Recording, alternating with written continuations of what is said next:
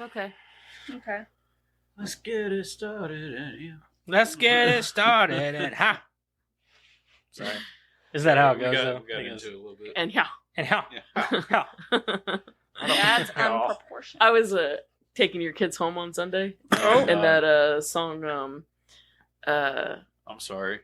yeah, I will turn this motherfucker around. Somebody's Watching Me Oh yeah. came on and they were all singing it in the car, right? It got like loud.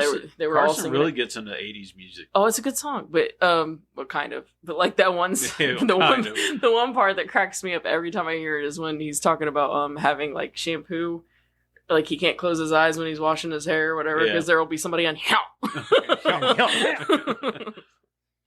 Oh man! Sorry. Yep. Welcome back to the show. We are the Bonsai movie. Sorry, did I mess you up?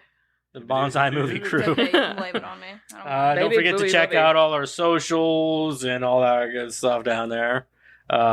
Check us out on YouTube and all that stuff and Instagram. Don't forget to like, share, and subscribe.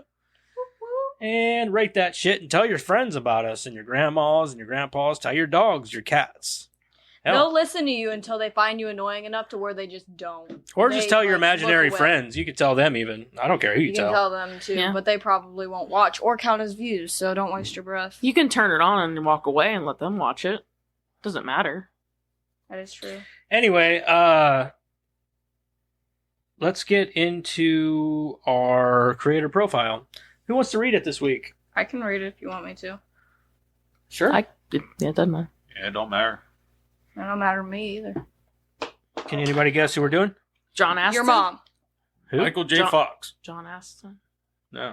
Okay. Michael J. Fox. No, we already did him. Oh, okay. Then I'm going to go with D. Wallace or Jeffrey Combs. No. I thought about Jeffrey Combs. That's all I got then. Jim Carrey. No. Who's the main bad dude? Can't remember his name. Oh, Jake Busey? Jake Busey? No. Yeah, no. Did we already do him? Is it someone from the movie? Not in the movie. Is it a director? Okay, it's the director then. Peter Jackson. Yeah. Oh. Yeah. Wow. Peter Jackson. That was too easy. Yeah. Okay. Or 40 guesses later. No, I mean that was like, an obvious choice. Yeah, I kind of felt like I should do him because I don't know how soon it'll be that we get to his other stuff. Like, do we have like the Lord of the Rings or something in there? No, we don't have any of the Lord of the Rings, Thank the God. Hobbit, none of that stuff in there. Remember how we used to do charades? Maybe we should do that with the creator profile. That or the was that reassigning the movie where we come up with a different genre for it? A different genre. Yeah, where you have to read. It was recast. Recast it. Hell. I wouldn't mind doing that. I miss those old games that we used to do. The games. Yeah, the recasting and all that shit. That shit was fun. Who said they were gonna read it? Your mom. I think you did. I remember correctly. I'm not your mom. I just want to throw that out there in case you were confused. You're not mean enough to be my mom. Dead Alive, do we have that in there? I like Grandma. I don't think so. That's I don't think that was in there. Kick ass Anyways, for the Lord. Peter Jackson, born on October 31st, lucky, 1961 in New Zealand. Peter Jackson started his prolific career as a child, creating short films with an 8mm movie camera. MM means millimeter, right? Yes. Okay. Without any formal training, Jackson has directed a number of successful films ranging across all genres. He is most well known for his film adaptation of J.R.R. Tolkien's Lord of the Rings trilogy, I beg to differ. which has won numerous awards. He stayed with the Tolkien... It's Tolkien, right? Okay. Tolkien. Fantasy brand when the Hobbit film series was released. Early life, film director and screenwriter Peter Robert Jackson was born... Sorry. Oh, no, I just don't want to talk while you guys are, so it's not... No, I'm just saying, like, most well-known for that. I mean, he is most well known for it. Yeah, like, mainstream, I guess. But, like, people... That's who most people know him That's for. lame. It's lame. It's okay, Karen. I'm Calm down, Karen. Good cinephiles. 3 movies where you just carry before around that. a ring and just throw it away at the third. Okay. Just okay, let's go home. Yeah. I agree with what was it, Randy? Yeah, I made fun of Lord of the Rings so bad I made a guy throw up. Hobbit nerd throw up. Even the trees walked in those movies. Movie 1. Uh-huh. Movie 2. Yeah. Movie 3. Mm-hmm. That's a pretty accurate description. Sorry. It's okay, no. Film director and screenwriter Peter Robert Jackson was born on October 31st, 1961 in Pukeray Bay and New Zealand. Coastal town near the capital of Wellington. Our house was on the edge of a cliff that sort of plummeted right down into the ocean, Jackson recalled. It was a children's playground and adventure playground. His parents were both English immigrants. His father, Bill, was a local authority employee, and his mother, Joan, was a homemaker. It was a Friday evening. I was 9 years old, and I was watching King Kong on TV. That night, I understood what I would become. And Peter Jackson said that, obviously. Would he become King Kong? Is he going to climb, like, the Empire State Building and steal a woman out of a window? You didn't hear about that? Maybe. I don't know. Maybe I missed that one. Yeah. Was that on the news? Yeah, obviously he did that when he was a kid. That's what they said. He started when he was a kid, and he fulfilled his life dream. Now he's a director. They didn't teach you that in school? He made it to the top. Yeah, literally. He climbed the Empire State Building. Uh-huh. You didn't hear about the terrorist attack back in 2001? That was him. Chest. That's cool. Yeah, but beat his chest, made a roar, and he came down because he was dumb. He did it.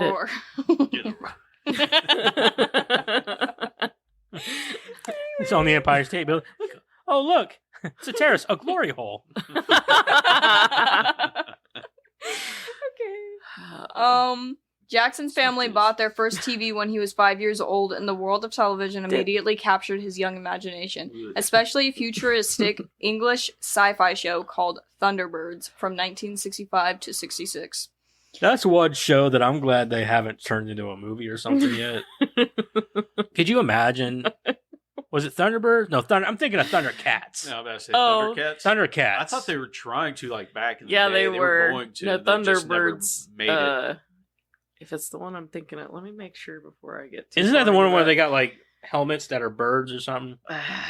Or is it an anime? I don't know. I know the Thundercats is one that I'm like, dude, don't ever make that a live action movie. No, yeah, it's so weird. And all you're going to do is feed into, like, the furry fucking weird shit. Take He-Man, for instance. I mean, that movie flopped big time. It shouldn't have, though. It shouldn't have. I mean, they could have, if they would have had the money for it, the money budget for that movie, it could have been something nice. They blew their load too early. Yeah, they did.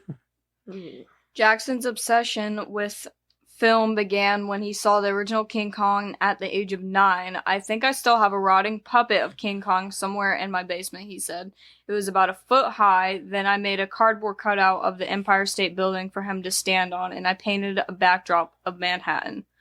In 1969, the same year that he saw King Kong, Jackson's parents received a Super 8 movie camera as a gift. Jackson remembers thinking, now I can get my spaceships that I've made, my models, and I can film them just like Thunderbirds.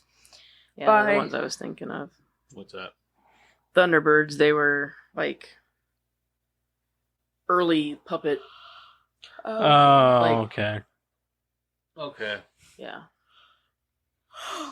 By his early teens, he was using his friends as actors, his parents' house as a set, and whatever he could concoct,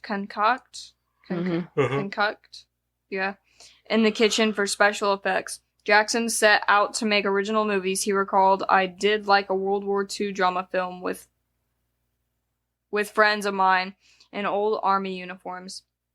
Kids with big helmets and uniforms that don't fit very well, running around, dug trenches in my parents' garden. It says advertisement. Continue reading. Fucked up afterwards. He attended Kapiti College. Kapiti College? He attended Kapiti. Sure. A state-run secondary school, but dropped out at the age of 16 so that he could get a job to finance his film hobby. I just wanted to get out of school and into a job, any job, so that I could start saving up for the next piece of film of equipment that I wanted, he said. Amateur film work. Jackson landed a job as a photographic lithographer at a local at a local newspaper. He worked 6 days a week while living at home in order to save as much money as possible to purchase a state-of-the-art camera.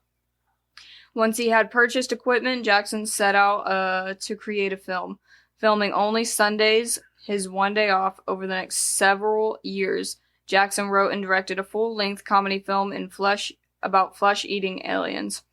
To Jackson's great surprise, he received 30,000 grand from the New Zealand Film Commission that enabled him to quit his job and finish the film, and then a 200,000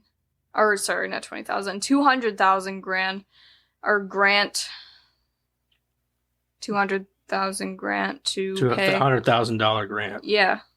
$200,000. Yeah. To pay for post-production. The finished picture, called Bad Taste, debuted at the 1988 Cannes Film Festival, where it became a surprise hit and landed distribution deals in 12 countries. Professional film career. Following the success of Bad Taste in 1989, Jack made a raunchy puppet film called Meet the Feebles that critics alternatively found repulsive and hilarious. It developed... I want to watch this. Meet the what? What's it called? You never seen Meet the Feebles? No. No, I've never I mean, I've seen, like, most of his... The only thing I haven't seen is Bad Taste. Huh. Yeah, I'm going to have to check that out. Meet the Feebles. It's great. It developed... Is it raunchy, like funny raunchy? Yeah. B-rated goodness. Okay. Yeah, it's amazing. It developed a devoted cult following in 1993. He released his first professional live-action film, Brain Dead, released as Dead Alive in the United States. That's the one. That's the shit right there. Which won considerable acclaim among horror movie Advocates. Aficionados. Thank you, yeah. Despite being one of the goriest films ever made, Jackson broke out and... Oh, God. Let's fix the table. Sorry. You good? It sounded like he snapped someone's neck under there. I did. That's right, bitch. Oh. Sorry. They get out of line sometimes. Where was I? Despite being one of the goriest films ever made, Jackson broke out into decidedly different territory as the screenwriter and director of the 1994 film Heavenly Creatures, a disturbing dramatization of a famous New Zealand matricide case from the 1950s. Starring a then unknown actress named Kate Winslet. Mm-hmm. Sure. Yep. Titanic. Right? Yeah. I've never watched that movie all the way through. So. You don't need to. I didn't think so. Arnold Creature earned Jackson an Academy Award nomination for Best Screenplay. Lord of the Rings. Looking for an ambitious project to test his directorial skills, in the mid-1990s, Jackson latched on to the idea of making film versions of J.R.R. Tolkien's classic trilogy of fantasy novels, The Lord of the Rings. An avid fan of the novels, Jackson said, "I read the book when I was 18 years old and thought then, I can't wait till the movie comes out. 20 years later, no one had done it, so I got impatient. After women..." Sorry. I was showing him the Meet the Feebles. So you can read that. You can keep reading, Madison. Okay. New Line Cinema, after winning the film rights in 1997, it took Jackson several years to find a film studio that shared his vision of 3 separate films, all filmed at once on location in New Zealand. New Line Cinema finally agreed to finance the project on Jackson's terms after a year and a half of filming. The Fellowship of the Ring was released to widespread international popularity and critical acclaim in December 2001. Right. The second film in the trilogy, The Two Towers, was released a year later in 2002. Dude, Two Towers is totally based off of the Twin Towers, ain't it? That's the side. It came out in 2002. No, it's called called based The Two on the Towers. book. Yeah. It's based off the book, The Two Towers. Yeah. And the book was And like it from like predict the anything in the No. book. The book was Well, printed in like the 19. Kinda, because they brought down the Two 50s. Towers at the end of the When movie. was but when was the book published? Like the Oh, it was like the 40s or 50s 40, or some like shit. it was an old. They were planning it. They called George or Tolkien like the pioneer of D&D and shit. Yeah. But don't worry though. The profanity is only moderate. Moderate, yeah. The rest of it's all severe. Yeah. It's a fucking porno, Jesus. Right? You don't know that. It's like violent porno. Anyways. watch Where the was People's I? People. I was at Two Towers, was released a year later in 2002. I mean, come on. A year? It has nothing to do with the Twin Towers. It totally does. It doesn't though. It doesn't, No. though. You guys are crazy. And the third installment, The Return of the King, followed in 2003. The highest grossing film trilogy in history with more than $2.9 billion in worldwide box office revenue, as well as one of the most acclaimed series of all time with 17 Academy Awards and 30 nominations. The Lord of the Rings established Peter Jackson as one of the world's greatest directors. The Return of the King, widely considered the greatest fantasy film ever made, matched Titanic 1997 and Ben-Hur 1959 for the most Oscar wins by a single film with 11, including Best Director for Jackson. In the wake of the enormous success of the Lord of the Rings trilogy, Jackson fulfilled a childhood dream by remaking King Kong, the film that had inspired him as a child, released in 2005. King Kong was another box office smash. After nearly 2 decades of continuous work, Jackson took several years off from directing before returning to direct the 2009 film adaptation of Alice Sebold's novel The Lovely Bones. He also signed up to work on the film adaptation of The Hobbit, Tolkien's prequel to the Lord of the Rings trilogy. Huh? You don't like The Lovely Bones? No. The story Stanley Tucci was a waste in that movie. They wasted him. I thought that they wasted him as an actor. I just don't think he did a great job. Like it's not that he didn't do a great job. I just feel like he wasn't handed the right script or the right material for that job. I just didn't like it. And I think that Mark Wahlberg was a fucking dud. I agree with you about Mark Wahlberg. So I think the girl did fine though. So I don't think Stanley Tucci was that. I mean, I think he was appropriately monstrous. sort of, yeah, but I felt like he was underutilized. Underutilized, yeah. I felt like it could have been better. It's not his fault, is what I'm saying. But I think it was appropriate because it wasn't supposed to be about him, and it wasn't supposed to be about like. No, I'm saying like he was underutilized in like a way of like, not like that he didn't get enough screen time, but like, I think I get what you're saying. Like it's one of those things where like a lot of people didn't like the fact that it wasn't about the crime and it wasn't about like, he didn't get his comeuppance and there wasn't like this big to do about his death scene was stupid. Yeah, and there wasn't like there wasn't this grand thing. I had a problem with that. Like it was such a quiet movie. It was a quiet movie. Yeah. And you wanted more. You wanted some fireworks. You wanted him to get something out of this. You wanted something to happen, and it just didn't. Yeah, there was no fireworks. It was a very quiet movie. That's the best way I can think to describe it. But overall, I didn't hate it. But I agree with you about Mark Wahlberg. Anyway, sorry, sidetracked. No, it's okay. Dad is the one that did it, so. No, I was just kind of surprised by it. I didn't hate The Lovely Bones, but I guess I agree with your dad. It was such a quiet movie, and it could have been something more. Yeah, they could have done a little bit more with it, I think. I didn't like it that much. But it was based on the book, and then everybody that I've talked to that's read the book said it did a good job. So maybe the book is the source. You know what I mean? I don't know. Well, you get those people that are like when it comes to video games too. You get those people that want the movies to come out to be like the game or something, portrayed off like Resident Evil. I'm one of those people. When the first Resident Evil movie came out, it just didn't feel right because it didn't portray it. But the Resident Evil movie it did well enough, though, is the problem. It did. Because you didn't get a lot of good video game adaptations back then anyway. So whenever they came out with Resident Evil, people were just like, fuck yeah. Plus they put like a really good soundtrack to it and everything, and people dug it. I just didn't get the point, though. They already had a good story. I don't get it either. I mean, they didn't have to rewrite the damn thing. It already had a good story. Yeah, it's not like it took place in anywhere imaginative. It's underground instead of in a mansion for the first movie. Like, the first game took place in a mansion. Just do that. Yeah. Like, what's so hard about that? They had good characters and a good story. Yeah. Just go with it. Anyway. Yeah. Like, there's a different Resident Evil movie. I just watched it earlier. Finished it.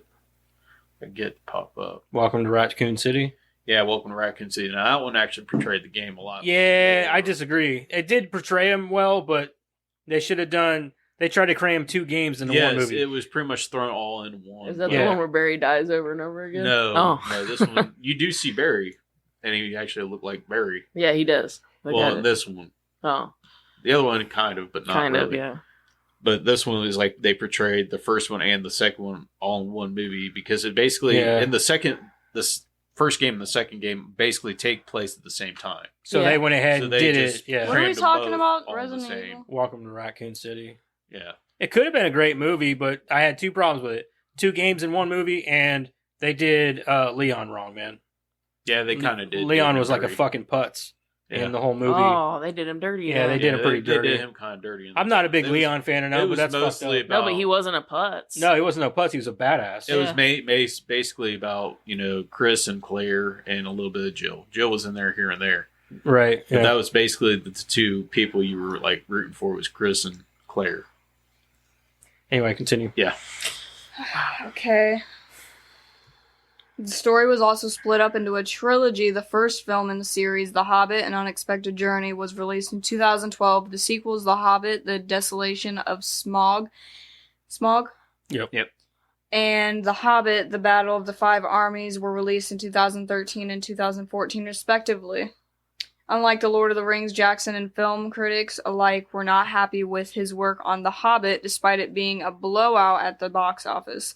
In interviews, Jackson admitted his incredibly strict time constraints enforced by the studios did not allow him to design the film the way he had wanted. He spent years preparing for The Lord of the Rings. The Hobbit should have only been one fucking movie. It should have only been one movie. Personal life. Jackson married Fran Walsh, a screenwriter who helped him gain contacts in the New Zealand film industry during the 1980s. Walsh co-wrote the screenplays for The Heavenly Creatures and The Lovely Bones, and they have 2 children, Billy and Katie. As the director of the Lord of the Rings trilogy, Peter Jackson is one of the most popular and acclaimed film directors alive. He is the rare director who makes films that are both action-packed, special effects, laden blockbusters, and high-quality, critically acclaimed works of art. Jackson credits his enormous success to his tireless work ethic, obsessively working and reworking a film until the last possible moment. There's no such thing as perfection, he says. You're never finished with a film. You run out of time. I agree. You can say that about any piece of art in any case. I would say that if you're passionate about anything, you could make that argument. Yeah, that's what I'm saying. Like any piece of art or anything, it's never perfect. It's never going to be finished. It never could be finished. No. I'm sure music's the same way. There's always something you could do or change or add to, whatever, to make a song better. Mm-hmm. In any case, or just have unlimited loop of a song. Yeah, you just want to keep adding to it. Yeah, you could just keep adding to it. And same as art. Sometimes I draw a picture or something like that, and I got this problem. I love painting miniatures. I got the same problem with miniatures, man. I like keep painting, and eventually I have to tell myself to stop because I'm adding too much detail. It could go on forever. Sometimes you just got to stop and be like, all right, that's good enough. You know what I mean? Like, stop. All right, so that's Peter Jackson, the director of our movie, The Frighteners, this week.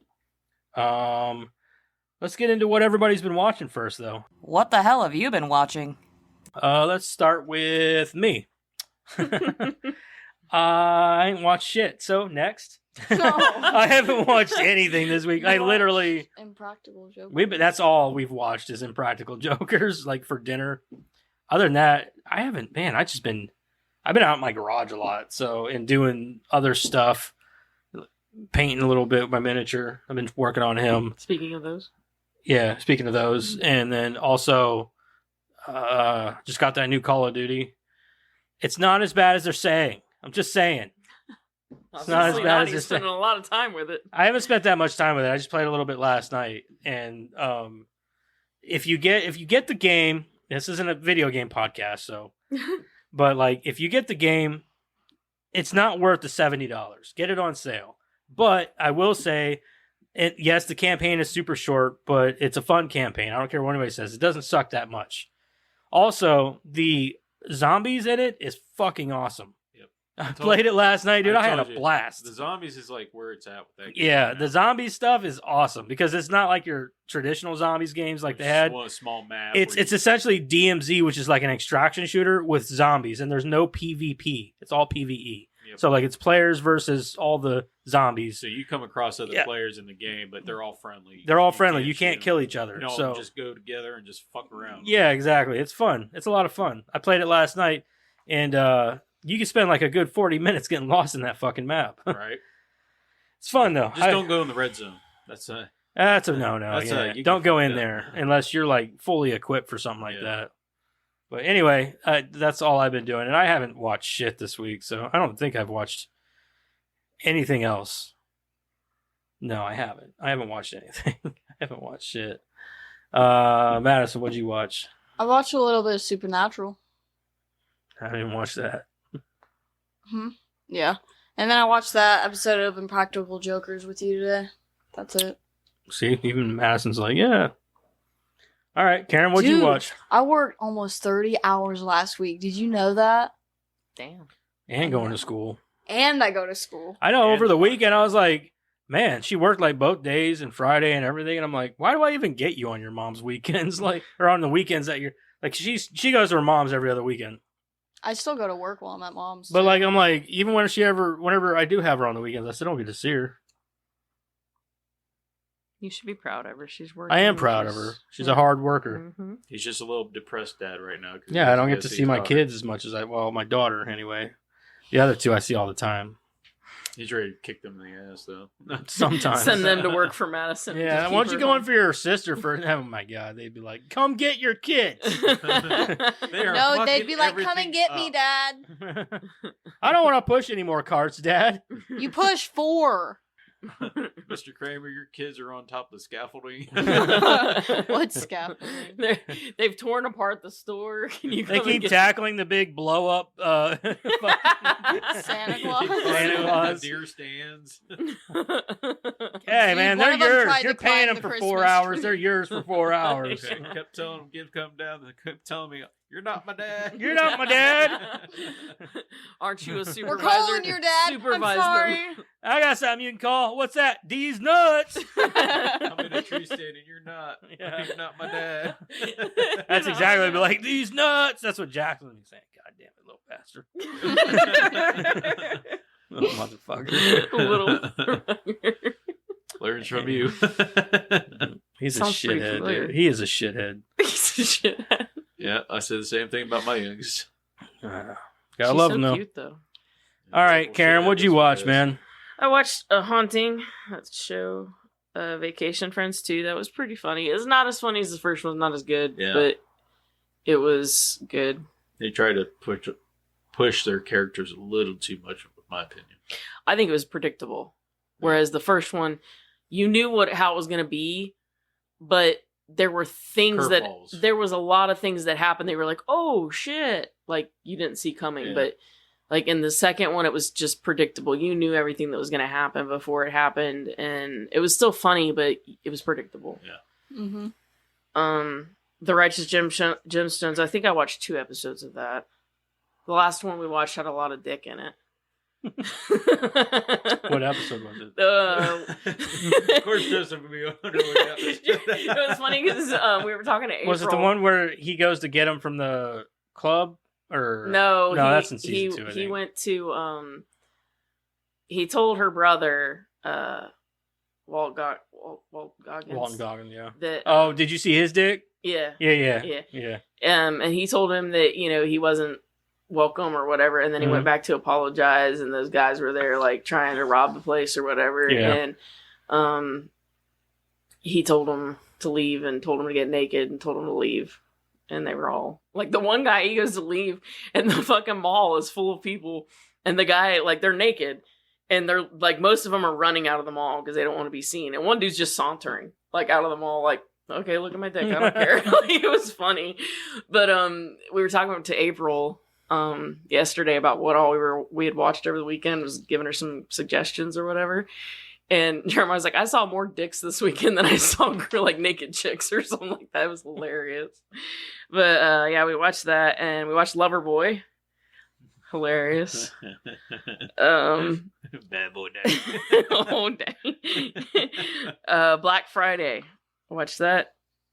Watch the 80s. Coming up. Is that the one with Bruce Campbell? In Devon Sawa. Yeah. It was a free on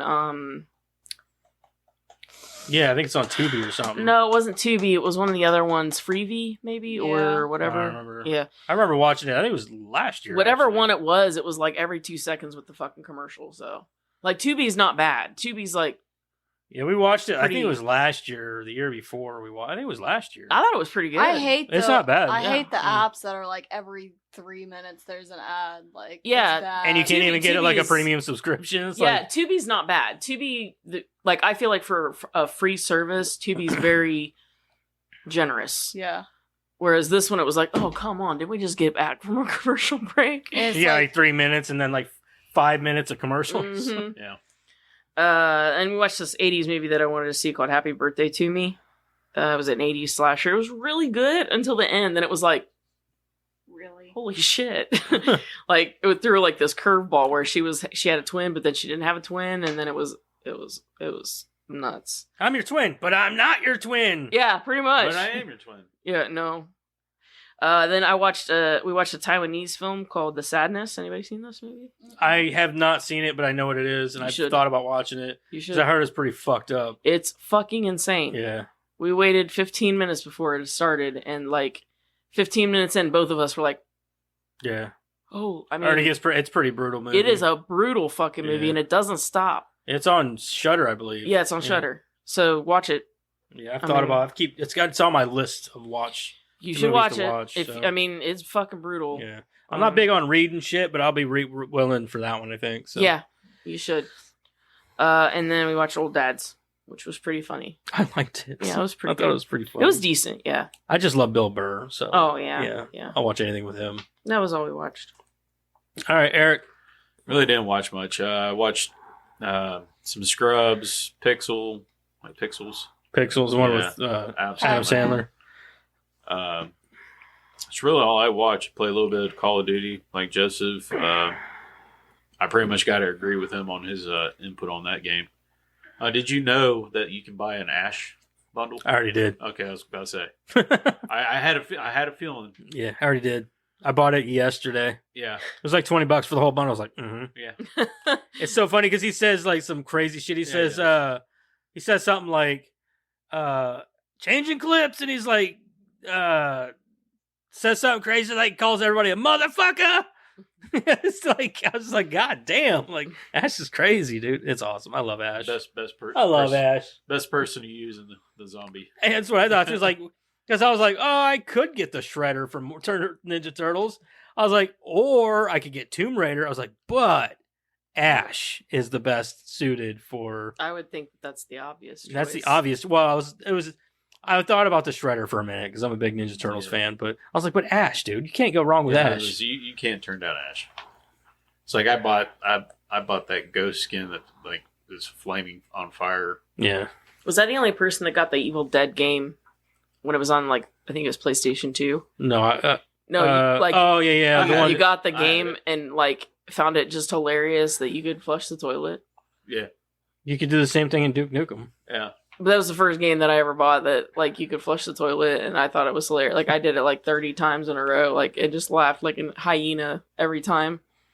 I was real mature. That's what I liked about the Duke Nukem movies, or the games. You could flush the toilet. You could take a piss and flush the toilet, and then you can go out to the strip club and throw money at the strippers. Yeah. And shit like that. Yeah, that's all I did. That's all I watched. Not much. All right, that's it. Apparently we ain't been watching much TV. Karen, she watches stuff. She watches. Sundays are big watching day. Like, That's I don't know, man. Sundays I've are been like- working 6 days, so Sundays are our pajama do nothing day after church. We just well, I'm it. trying to squeeze some shit in before like the holidays, before it Sundays, gets yeah. really cold. And Sunday's either my movie or get on a game for a little bit. just wait this winter to be like, yeah, I watched like 4 movies and watched a the bunch what of have you TV been watching shows. segment will be like an hour long. Yeah, that's how I get during the winter. I'm more prone to watch a lot of stuff during the winter. Mm-hmm. Anyway, let's move on here. Let's go ahead and get into our movie this week. Let's talk about the movie. This week we watched The Frighteners. Whoa. Sorry. I don't know if it's that kind of. No, it's not. It's barely even scary at all. It's not. I don't think it's supposed to be. I don't think it is either. The Frighteners, you got a plot synopsis? Let's hear it. Once an architect. I don't like this plot synopsis though. I'll be honest. I have one, I think. Because here. No, I don't. So it says, once an architect, Frank Bannister now passes himself off as an exorcist of evil spirits. To bolster his facade, he claims his special gift as the result of a car accident that killed his wife. I don't like that because he does have a gift. He can see ghosts.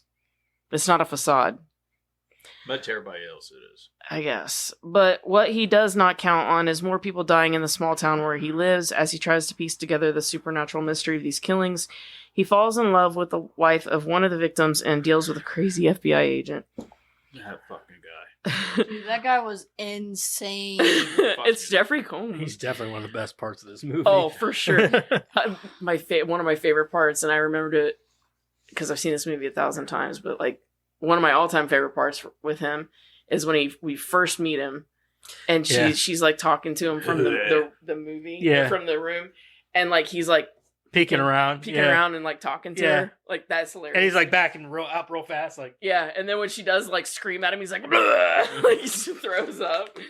All right. So 1 hour 50 minutes, rated R. Michael J. Fox as Frank Bannister, Trini Alvarado as Lucy Linsky, Peter Dobson as Ray Linsky, John Aston as the judge, Jeffrey Combs as Milton Dammers, Dee Wallace as Patricia Bradley, and Jake Busey as Johnny Bartlett. Why the hell was it rated R? I'm just thrown off. I have trivia on that. It's quite fun. Okay. I was gonna say, there really shouldn't have been any reason for it, really. I mean, it had a few parts of crude humor, but it's really not super violent or anything. We'll get there. Yeah.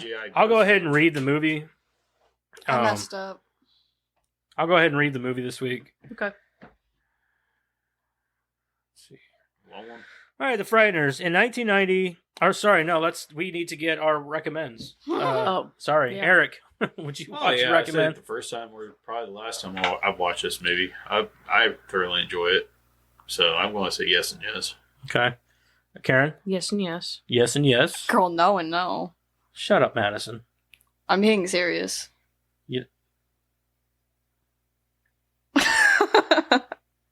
You're not recommending this movie? No. Why? Because I walk around a bunch of teenagers all day. Who am I going to recommend it to? That's not the point. That's the point. That's not the point. Because there's a lot of movies that we've watched that you wouldn't recommend to fucking teenagers. We just watched Twins. Would you? And you said I'd recommend it. Who are you gonna recommend? Yeah, because it to? I know people that I recommend it to. I don't know people I'd recommend this movie to. Okay, here's the question: Did you like the movie? I can't tell you yet. Yeah, that's literally the question. Oh, is it really? Literally. Would you watch and would you recommend? Oh yeah, no. You wouldn't watch it again no. or recommend it? No. Okay. So she, all right. She don't like the movie. All right, I would watch it and I would recommend it to people. My bad. All right, bitch. Why? Wow. escalated quickly. I looked her dead in her eye and I said, bitch. We need that as a bump. As often as we I said, bitch. We do need that as a bump. My bad. In 1990, architect Frank Bannister's wife, Deborah, died. God damn it, hold on. I need to get my eyes in check here. It's been a long day. Died in a car accident. He abandons his profession God damn it. And his unfinished dream house sits incomplete.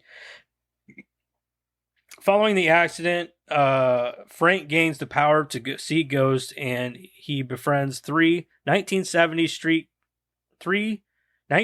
street gangster Cyrus, 1950s nerd Stuart, and the Judge, a gunslinger from the Old West.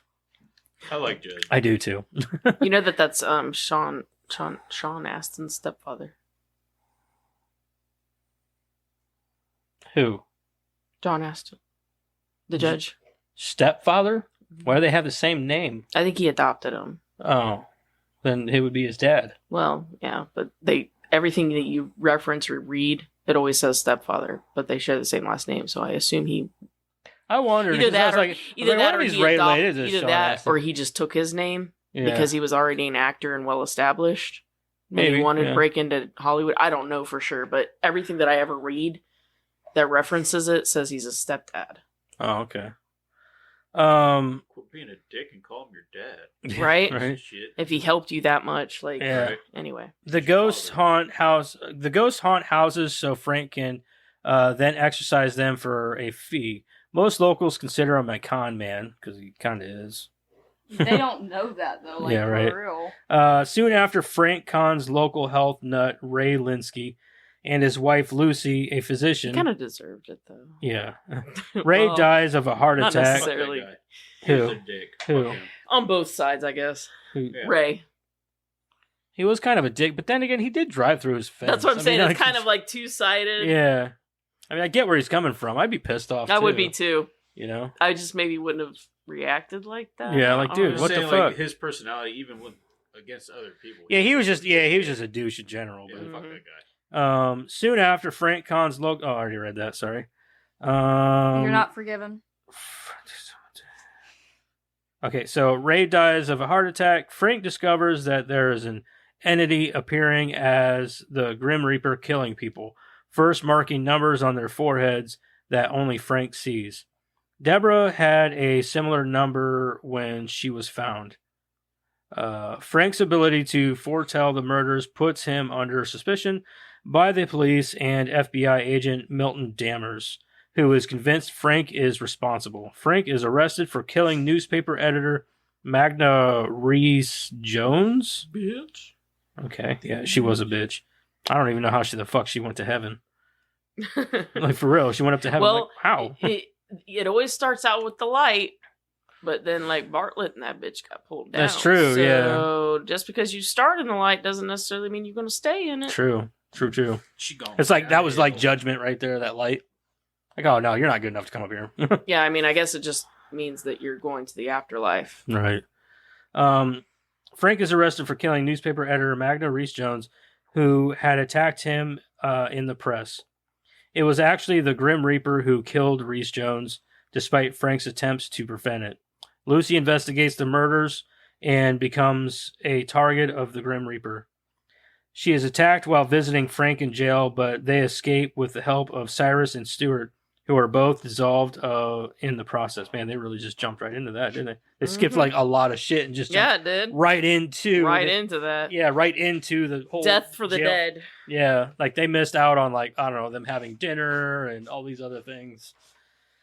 Anyway, I guess we're going there.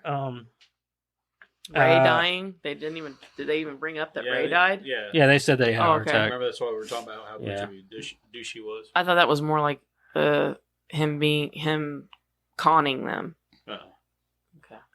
But they escape with the help of Cyrus and Stuart, who are both dissolved in the process. Frank wants to commit. Sorry, I was like, Okay, it says to commit suicide to stop the Grim Reaper. Lucy helps Frank have a near-death experience by putting him into hypothermia and using barbiturates to stop his heart.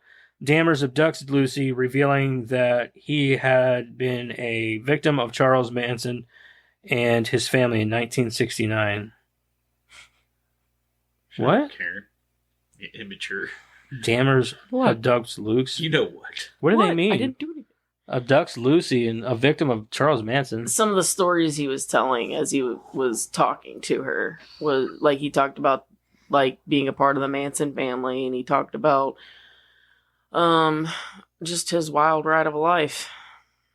He was part of the. I didn't miss that. Part of a Satanist group. Well, I knew that. Yeah, I knew that he was a part of like cults and shit. He didn't say the Manson family, but he said like a member of the Manson family. So if you knew enough about that crime or whatever, you'd know that. Like you would know. Oh, okay. I didn't hear him say that, so that's interesting. Okay.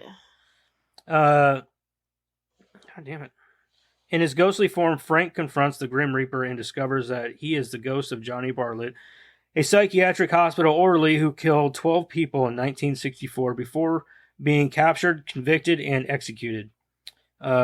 Newspaper reports reveal that his greatest desire was to become the most prolific serial killer ever, showing pride in killing more than contemporaries like Charles Starkweather. Patricia Bradley, then a teenager, was accused as his accomplice, although she escaped the death penalty due to her underage status. Lucy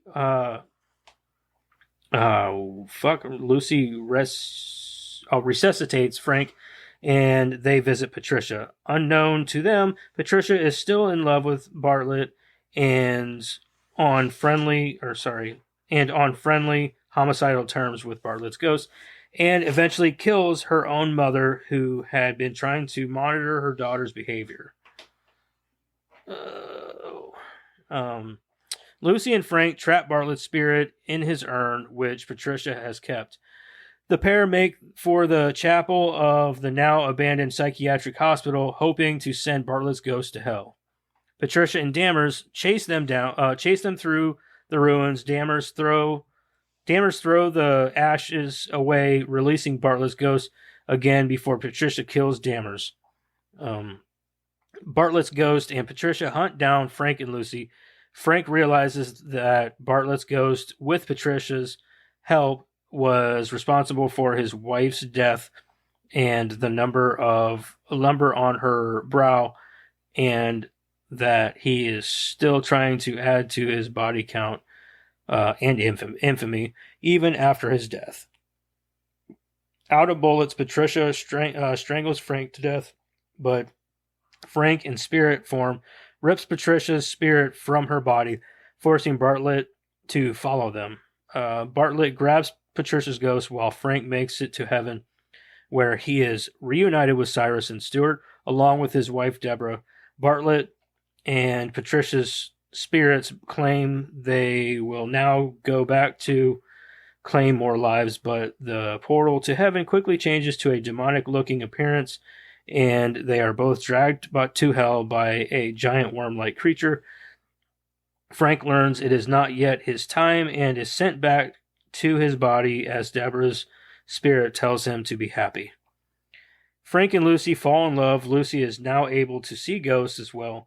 Frank later begins demolishing the unfinished dream house and building a life with Lucy, while a morose-looking ghost of Dammers is riding around in Sheriff Walt Perry's car.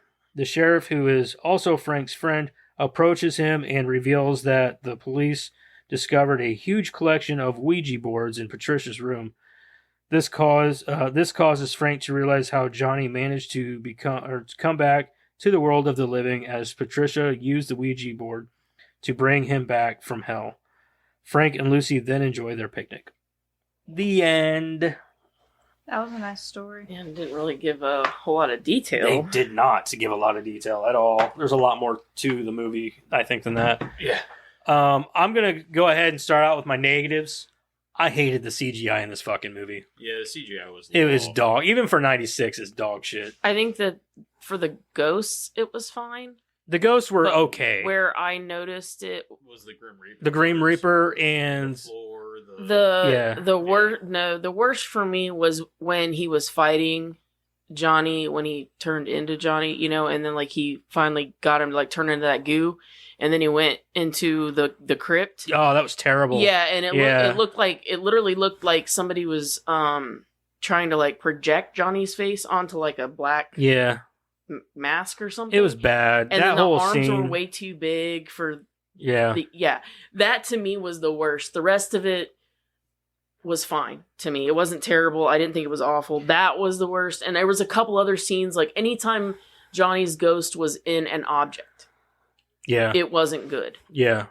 But anytime that was the ghost, or anytime the ghosts weren't that Grim bad. Reaper, I didn't think was terrible. I think that some of the ghost stuff I don't think the ghosts were bad, but I do think that the parts where his character was chasing down Johnny as the Grim Reaper or whatever, and he's like getting ran over by the car. Yeah. I just thought it was kind of like he was very disconnected from what was going on.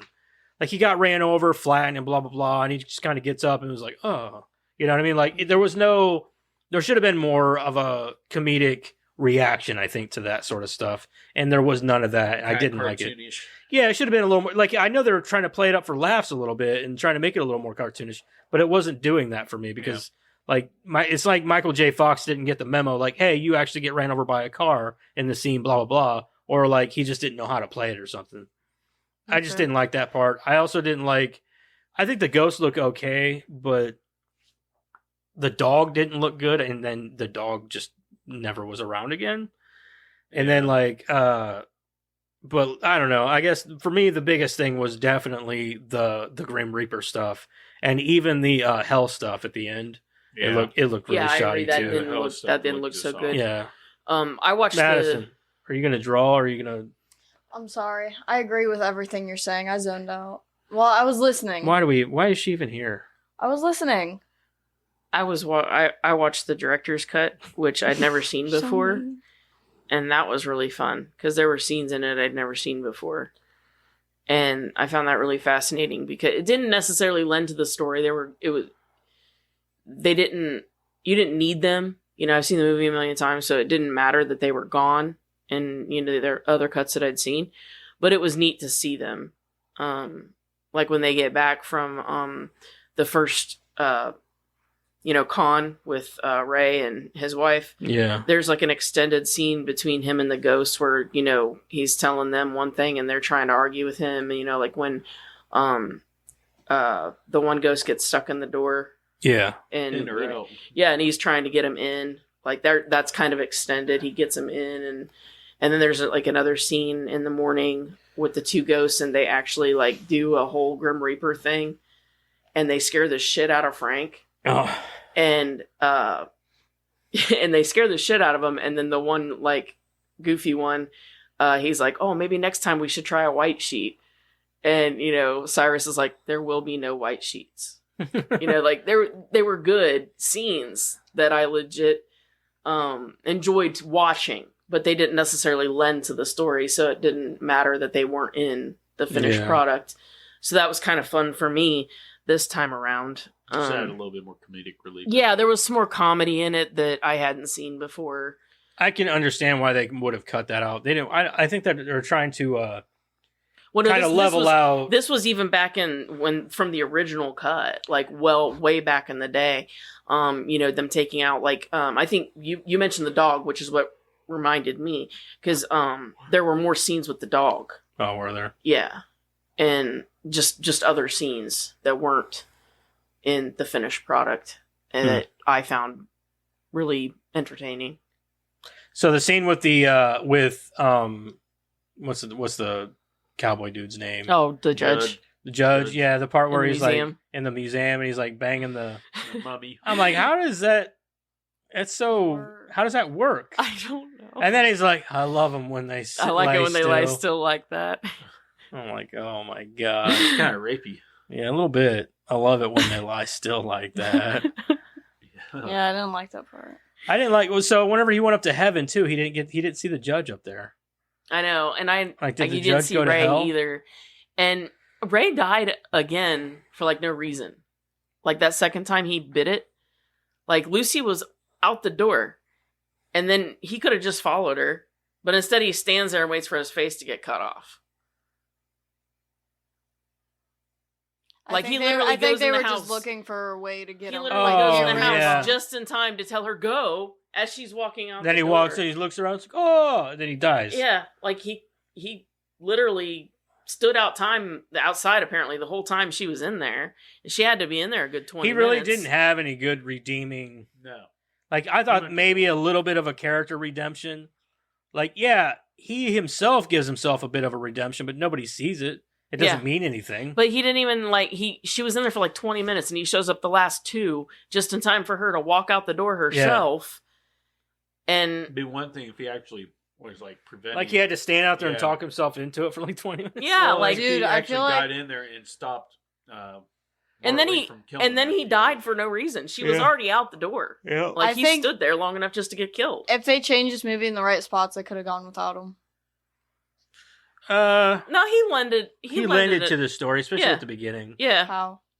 Well, with taking out the fence and then all that stuff. He could have done that anyways. Or he couldn't have done that. He just drops those cards off anywhere. Yeah, but he went through his fence, and the whole point of the con was to get out of having to pay for his fence. Yeah. So. And that's how he meets Lucy. And that's how he meets Lucy and all that stuff. He could have met Lucy some other way. I Why'd guess. she have to be married? That's a good point, I guess. I mean, she was at the graveyard when he was passing out the cards. That's why she had that card in her bed when Ray was talking to her. No, they dropped those off randomly. No, the ghost put that in her bed. Yeah. Did he? Yeah. Oh. No, she wasn't at the graveyard when he was passing out the. I thought she was. No, the reporter was there. That's how he got the story. She was there at her husband's funeral. Yeah, but he wasn't there passing out cards or nothing that time. But I mean, when you said that they could have had another way that they could have met, then it's just as plausible that they would have this story too. I mean, you can make the same argument. Yeah, it doesn't. They could have gone without Ray. She's just trying to say Ray didn't have to be there. I think he lended the movie a little bit. Yeah, he's a comedian. He's definitely like that comedic douchebag that like you didn't. He's have that to guy care you loved to hate. You didn't have to care. I really liked Ray for that. Like I liked the whole dynamic. Like when she's sitting in the bed and she's like watching that show or whatever, and she's talking about Patricia and how she feels bad for Patricia, and she fell in love with the wrong guy, and she looks at him and she's like, could happen to anybody.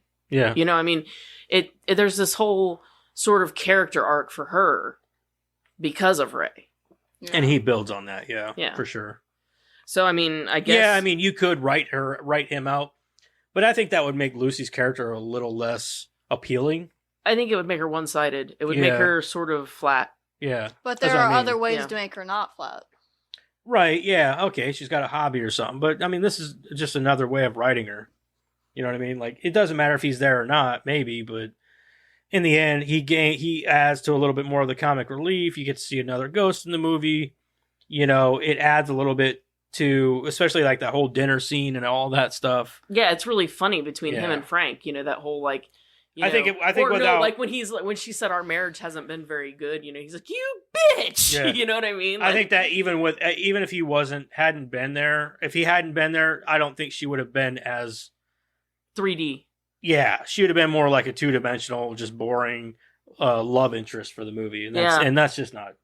You got to add a little bit of something to the love interest, or else they come off as very. I think flat. It lended to the fact that so he was still obviously in love with his wife, who was dead. Yeah, and he was still very upset about her death, and still pining a little bit, and still grieving, still all of those things, and her having a husband who just died, even though they had a bad marriage, helps their connection a little bit more too. I guess I just don't like Ray's character. Well, you're not supposed to, really. Yeah, no, I mean, like, I didn't like his humor either. Like, I feel like it didn't come off. He reminded me of like Biff, kind of like a Biff, a less douchey, except a less threatening. Yeah, less threatening Biff. Yeah, that's a good way of putting it. A lot less threatening. mouth, no. Yeah. I found it kind of funny how his wife, everybody, including him, thought that she died in a car accident, right? Because of his reckless driving. Yet, that's all he does in the whole movie. Mm-hmm. He is a terrible Every time driver. he gets behind that wheel. Every time, I'm like, no wonder she died in a car accident. How does he even have his license? No shit. Like, every time he takes the worst possible way to drive. You know what's funny is this movie makes me think this is probably how Michael J. Fox always drove in real life. Because he's always a very clumsy dude. You know what I mean? Yeah. Like, he's always like the part in, like, at the very beginning at the graveyard. You ever, like, the way he, like, stumbles around himself and, like, has to. I think that was always part of his charm. Where he's always, like, walking back and he's, like, trying to stumble back. Yeah. It's always, like, the same that's just very Michael J. Fox. Yeah, I think that's always been part of his charm. It's always been part of his charm. But I'm, like, thinking, like, if you're clumsy just walking, I wouldn't want to drive with you. You know what I mean? Like it's almost like his walking very much, like his driving imitates his walk, his balance almost, you know? Kind of, yeah. Or it's just like his way of thinking about walking or whatever, you know? Like he's all over the fucking place. There was an extended scene of that too, like where him and the judge are sitting in the car and there's like a funeral procession. And they're trying to get somewhere in a hurry. I can't remember which scene it is. They're just trying to get somewhere in a hurry.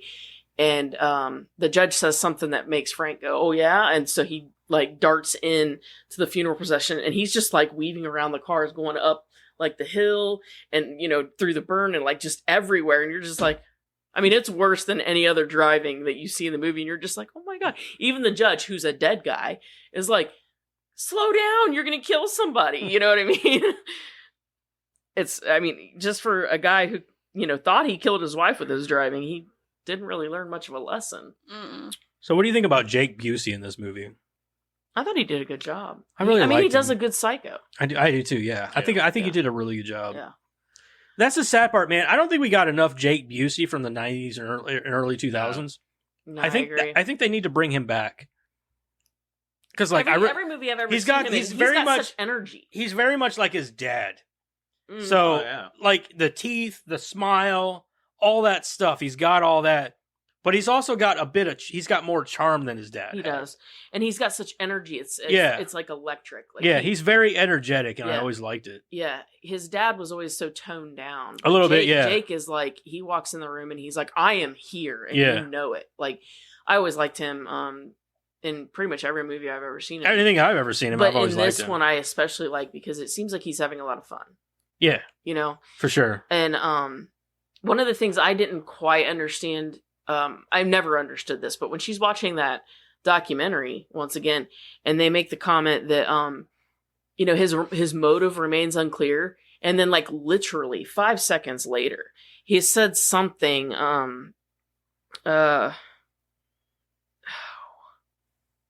I don't remember what he said. He said something in the documentary, but then they call him the unrepentant killer. Well, he literally says, like, I'm trying to outdo everybody else. Yeah, he like this. That's his motives motive. are unclear, and then comes out. He's like, I got 12. That's one more than blank. That's one more than Starkweather. And I'm like, he's literally told you his motive. Yeah, that's why he's killing these people. He's killing people. That's why they're all at He's random. not doing it because they looked at him cross-eyed. He's doing it literally because kinda. He did a couple of them because. Well, the first one. He's like, what are you, an idiot or something? He's like, I guess you'll be number one. Yeah, the first one. Okay, maybe he had a motive there, but like literally, he's doing it because he wants to be famous, essentially. Mm-hmm. But I never understood that when they said, you know, his motive remains a mystery. No, it doesn't. I mean, he's literally made it quite clear why he's just a nutcase who wants to do more than the others. Mm-hmm. He wants his name to be out there, infamous for doing. And the whole first scene, I never thought of this before, but the whole first scene doesn't make sense in reference to the entire movie. Because the whole first scene is Patricia running around the house screaming like a banshee. Like she's terrified. And like the mom coming out and saying, leave her alone. Blah, blah, blah.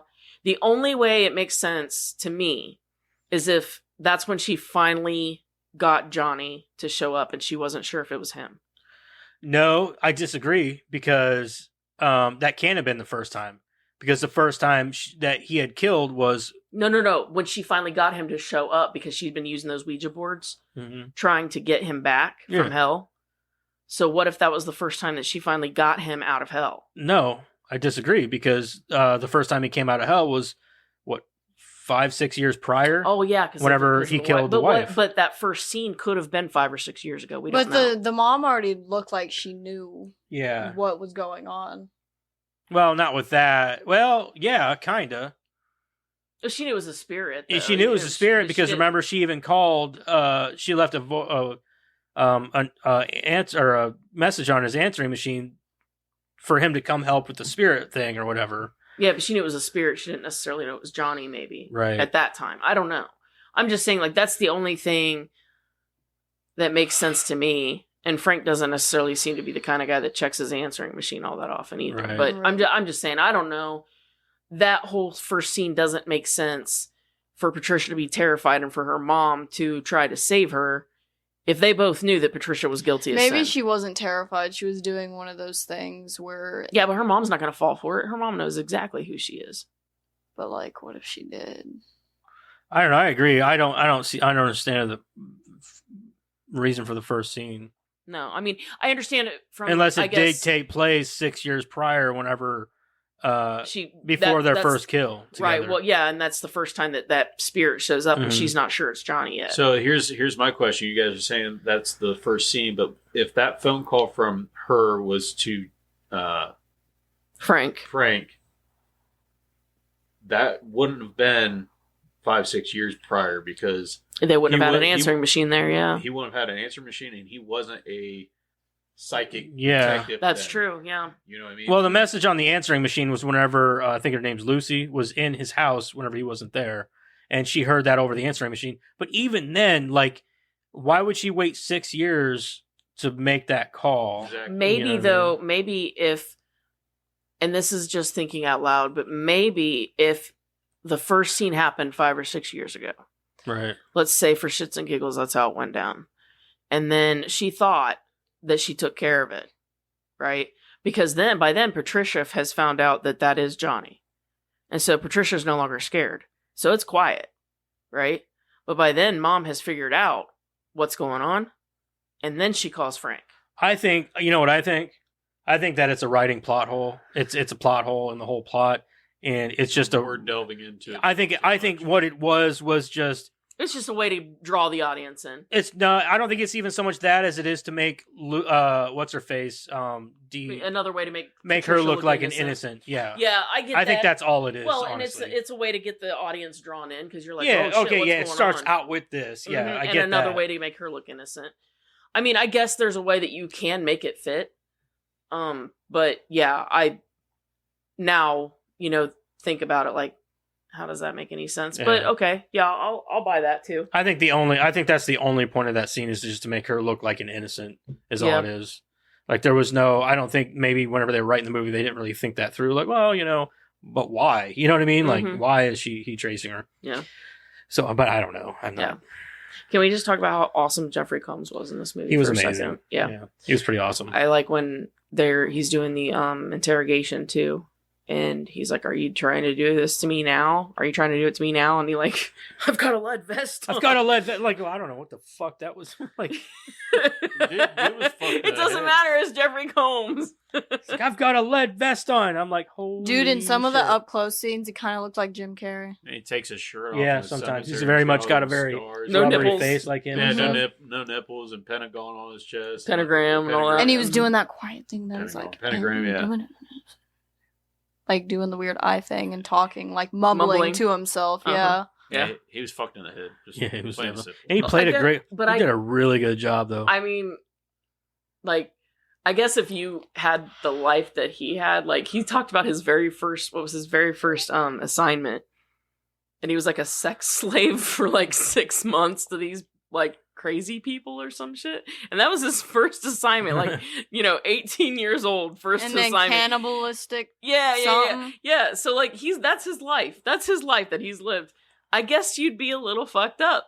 Yeah, walk around in an Uzi in his fucking Uzi. It's like the FBI. Like, as he works for the FBI, they just like take the fucking straitjacket off of him and release him. Yeah. Here's your next job. Yeah. They seen that guy coming. They're like, yeah, that's the guy we're gonna give the fucked up shit to. Yeah. Yep. Yeah, you see how twitchy he is? Yeah, give him all them fucked up cases even. You know what?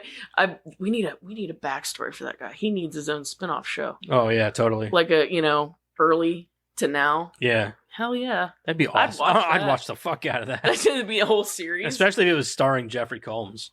Oh yeah. Yeah. That'd be great. Of course he's a little old for that now, I guess. Fuck that. You're violating my territorial bubble. Yeah, my territorial bubble. I'm gonna start saying that. We used to say it all the time in high school. What are you talking about? You're in my bubble. You're in my bubble. Get out of my fucking personal space. I used to say that in kindergarten a lot. He said territorial bubble, though. He did. Pretty funny.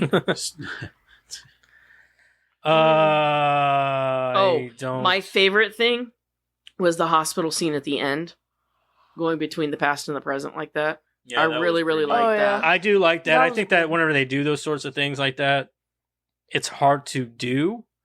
And I think they did a great job with that. The transition between the two was amazing. I like how Michael J. Fox just kept walking through the aisle, like, oblivious to her or anything else. He was just stuck in that moment. Yep. Yeah, I think the whole hospital scene, honestly, is a great scene. All of it is. Yeah, that whole thing. That's what I'm saying. Whole thing. The whole ending there with the hospital and stuff, I thought that was great. Mm-hmm. They definitely, the set design and everything, even for that, is for, I don't know what the budget was on this movie. I'm imagining it's not a lot. But that's one thing about Peter Jackson I will give him. He could take $1 and stretch it a mile and a half. And I think that for this, they did a great job with that set design and stuff. And filming in New Zealand helps. Is that where they filmed? Mm-hmm. Oh, did they? Mm-hmm. I didn't know that. Yeah. Makes sense, though.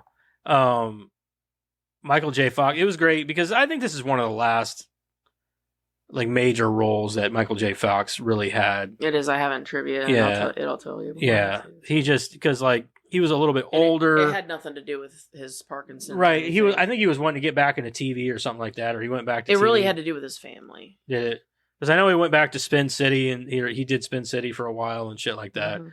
And it was cool to see him as a little bit older in this. And I mean, you had seen him in Greed and things like that, but this was him as a mature adult. You got to see him as an adult. Yeah. He wasn't not so much anymore. like a young punk or a kid or anything like that. And I really liked that whole interrogation scene for that, because it really showed that maturity. That whole scene there was he just took it on himself. He was just sitting there I did this, but then he just that whole scene there and the way he reacted and acted, and that scene was beautiful. Just to see his maturity level there was amazing. Yeah.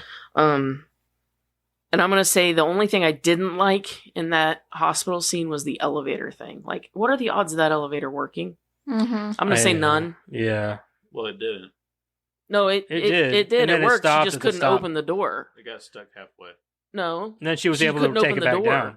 She couldn't open the door at the top. She could open the elevator worked. The elevator went up and down. She just couldn't open the door. No, it stopped halfway up. It went all the way up, but then it stopped before it got all the way up to the top floor. No. So it was halfway up, and then she was able to take it back down. But still, having enough juice to even do that. I know, it didn't make any sense. I'm going to say it's not going to have that. Right. No. Like I said, some plot holes, man. Yeah. Yeah. But I guess it furthers a little bit. But it was powered by movie magic. The floor was so rotted, he fell through 4 floors. Yeah. And didn't break a bone. Right. He was still okay.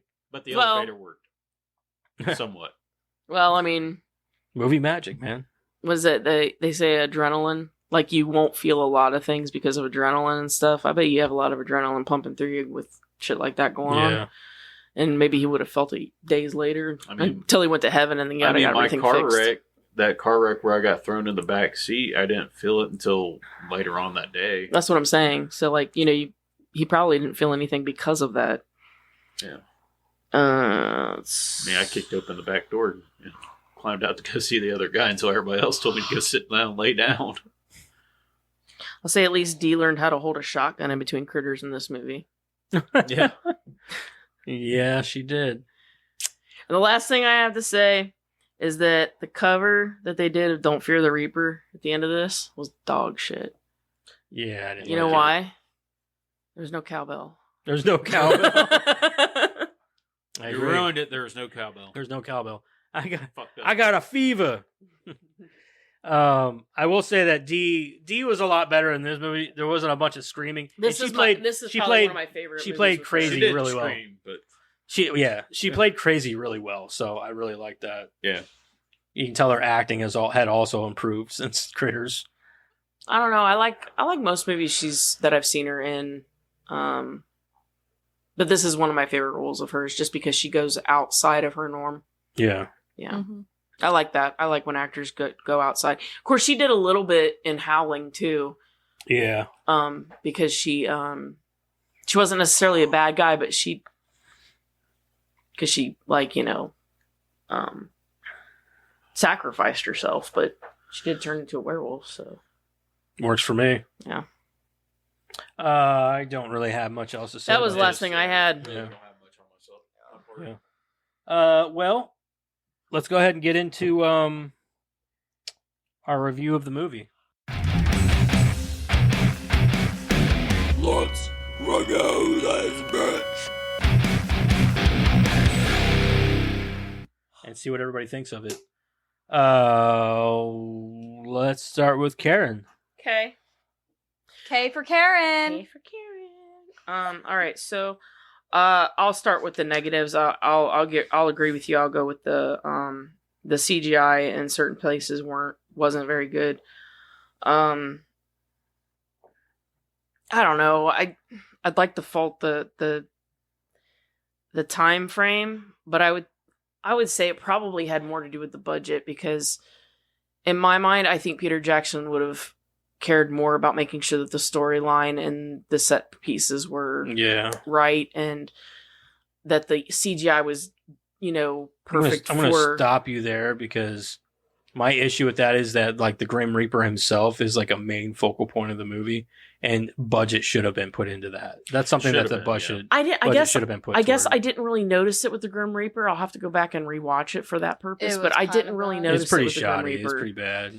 I noticed it with that whole fight scene was where I really noticed it. You're right about the fight scene and that part in the bottom in the crypt.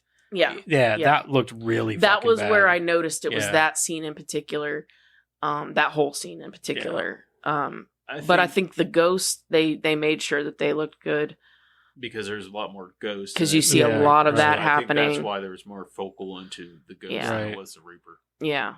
So I'm not gonna ding it too much for that, just because I feel like they did such a great job with all of the other set pieces, and I feel like the actors in general did a really good job. I love Michael J. Fox in this movie. I think he matured a lot, like we talked about. I think he did a really good job for growing up and showing that he had grown up, and he did a really good job. And I really love Jeffrey Combs in this movie. This is probably one of my favorite roles of his. I love Jeffrey Combs in general, but I really love this one.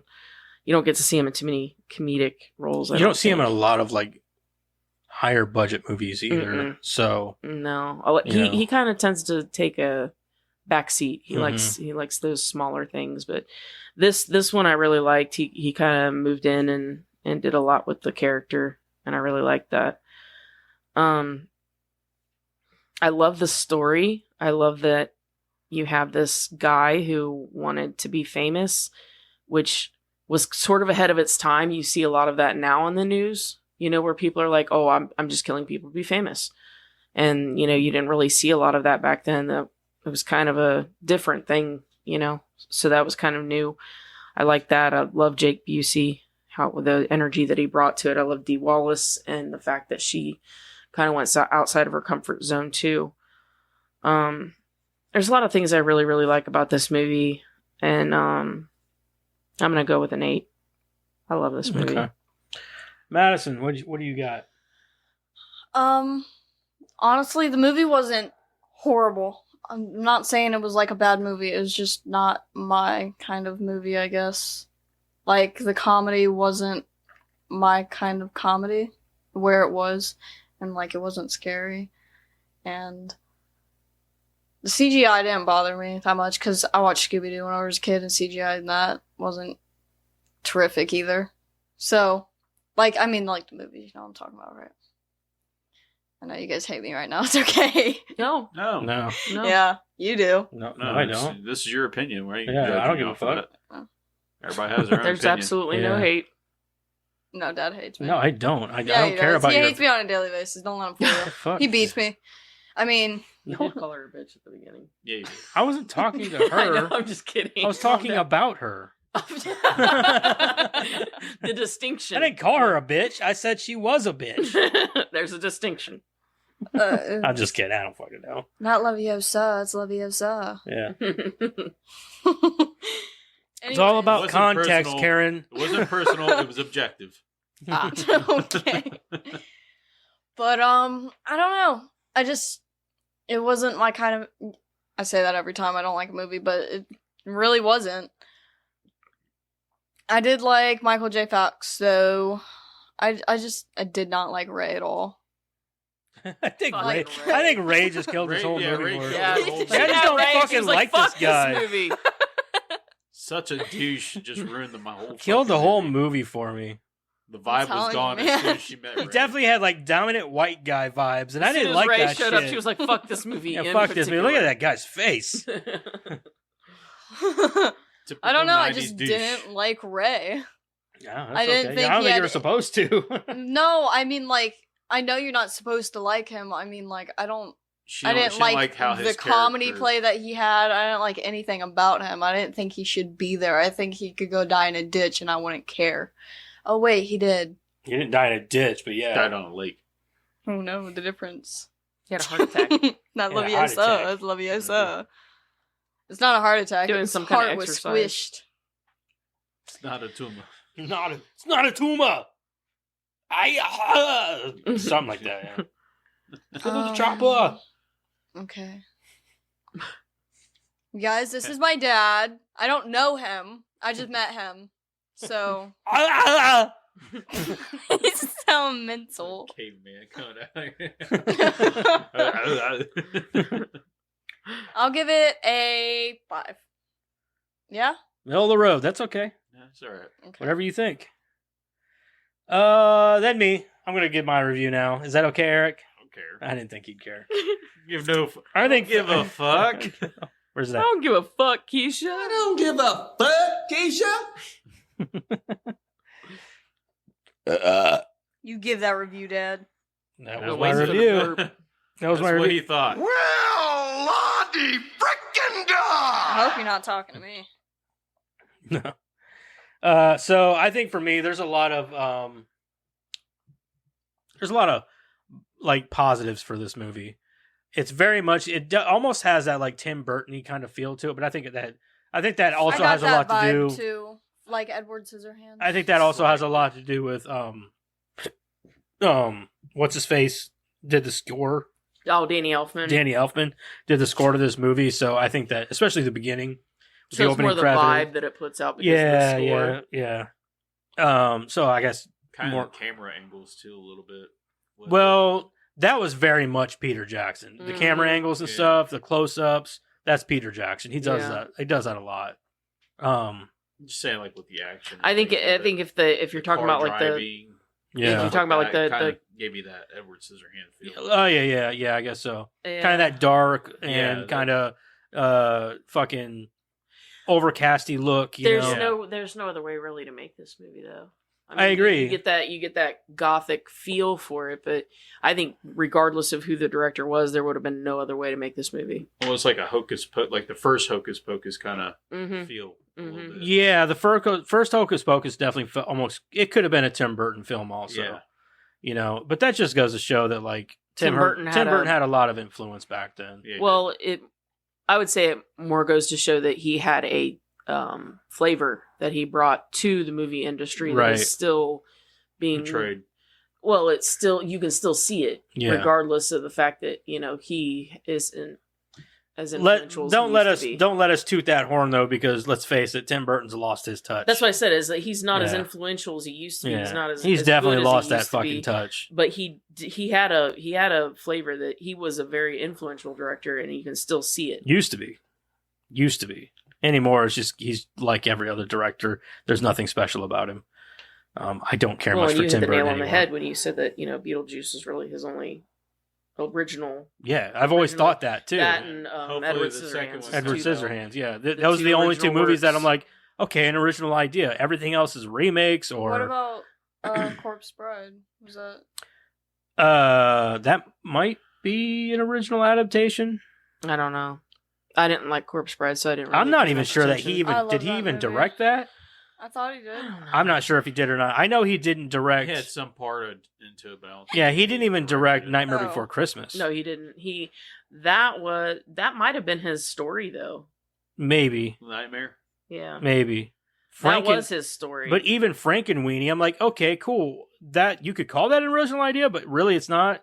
Yeah. It's still a Frankenstein sort of. yeah, it's a rip of Frankenstein. It's a rip of Frankenstein. So I'm like, that's not even original either. Then you've got. Corpse Bride was directed by Mike Johnson. Okay, so it wasn't even directed by him. From a screenplay by John August, Carolyn Thompson, and Pam Petler, based on characters created by Burton and Carlos Grangle. The plot is set. Blah blah blah. Yeah. So he made the characters. Are you good? When have I ever been good? True. Sorry. So he didn't even have the story. He just made. Yeah, the he just made Yeah, the he just made characters. the- He's like, what about this boy who could play the piano and this dead girl from the dead world? I love them. So, like I said, nothing original. I'm not a big Tim Burton fan. I'll be honest. Neither am I, I but never I like have that been. movie. Yeah, Never Night have Before been. Christmas, directed by Henry Selick, produced and conceived by Tim Burton. So I would say Night Before Christmas is another original from him. Sure, So he's got 3. good for him. Out of how many movies? that he's No, done? I'm just saying, like, we Well, were trying to even come up like with- Mars Attacks, not an original idea. No. It was based off of a card game or set or something. originally and- it was conceived as a comic book. Was it a comic book? It was a short. No, It it was a wasn't. short- There were cards first. I thought the cards came after the comic. It was a short three-page story in a comic book. Maybe? I don't know. Maybe. And originally they were also going to use stop motion, like for the aliens, and they just Mhm. went with CG. Mm-hmm. I'm like, why? The stop motion would have been so much better. Still a great funny. movie. It's still a funny. It's still a great movie, but No, it's- anyway, so I think that this movie, it's fun, it's funny. I am gonna ding it for the CG because I did not like it. Even for '96, I'm like, dude, this looks bad. What came out in '96? Like Starship Troopers, I believe, was around that time even, and it looked way better. Pretty sure Starship Troopers was also '96, maybe even earlier, honestly. But didn't they use practical effects? In some, but they Most used a lot of parts, yeah. CG though too. They used a lot of CG for like a lot more of the The like. arachnids and Mhm. Oh yeah, the ones in the background. Yeah, Yeah. the big brain bug, he was CG. All of them. Yeah, I thought. only Well, the top. not I thought all of only it. The top of them was not all of it, CG. but a lot of him was CG. It looked good. So I'm just saying, like, I'm not impressed, Your especially for something as simple as like a Grim Reaper, like just a That was only cape. the flames. It's literally just The whole like thing. a hooded figure. You couldn't do that. Like it's just I felt like this should I have have been to easy. go back and see that because I didn't notice it with the Grim Reaper, but I did. I didn't. believe Like you. it. mean, I it was- believe you. It was, And then even like the fucking scythe and Scythe, everything. yeah. Like Why it just did they make the scythe and like the hooded figure CG? Why couldn't because it could like, flow be through an the actual- town and blah blah blah. I didn't understand the reason why did he even dress up like the Grim Reaper? I think it was just The element of surprise.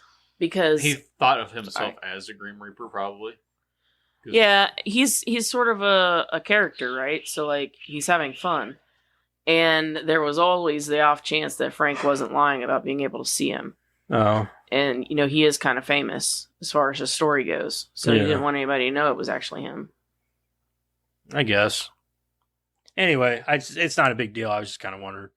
But the CG is the biggest thing I'm going to ding for this movie. Other than that, I think everybody else is great. I think Jake Busey and Jeffrey Combs are probably two of my favorites in the whole movie.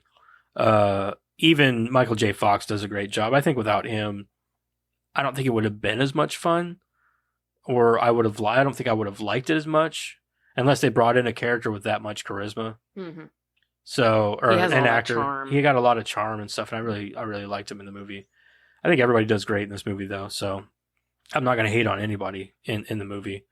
I think for me, I'm going to agree with Karen. I'm going to give it an 8. I love this movie. I honestly, watching it this time, I didn't realize how much I liked it until I watched it again, because I've seen it a few times, but I never really sat down and critiqued it.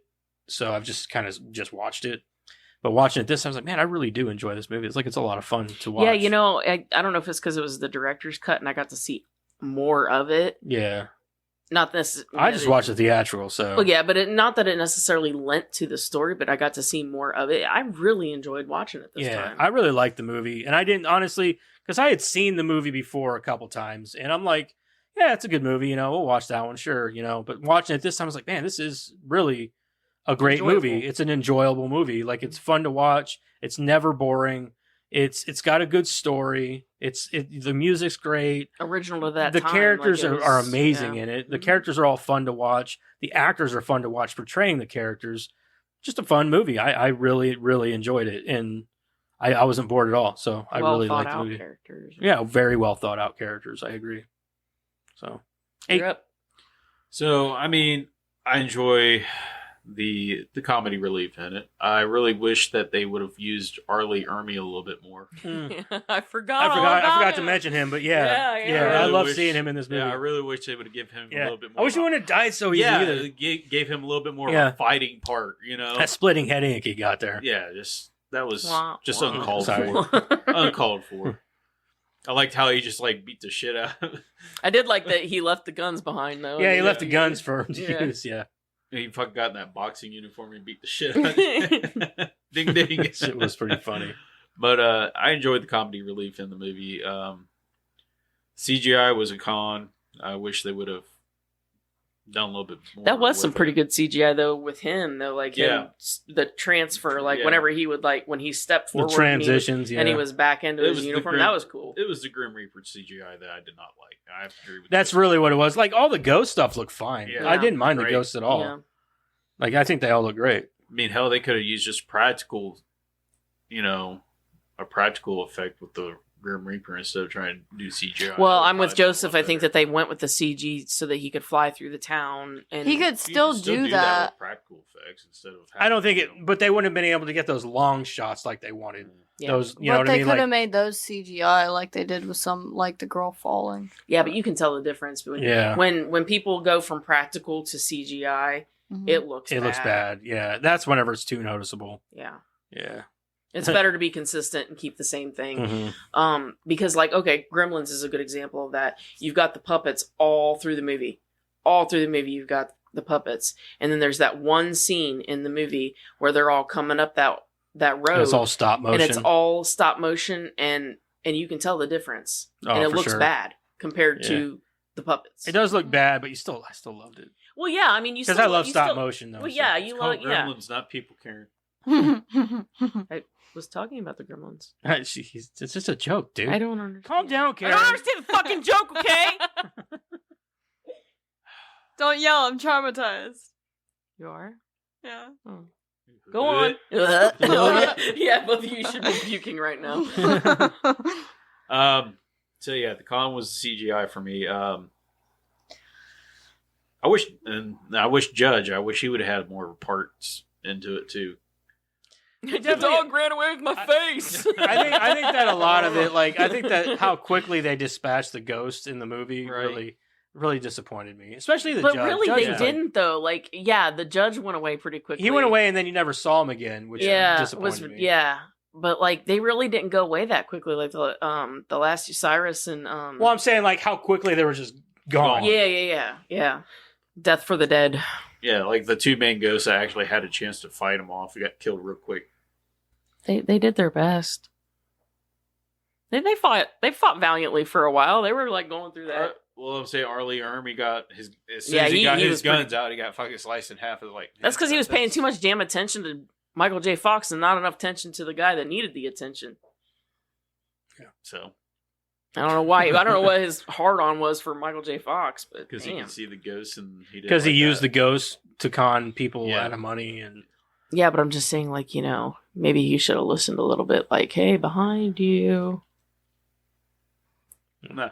Why would you listen to a con man? Anyway, what's your The score? boy who cried wolf. I mean, seriously. Well, he was right once.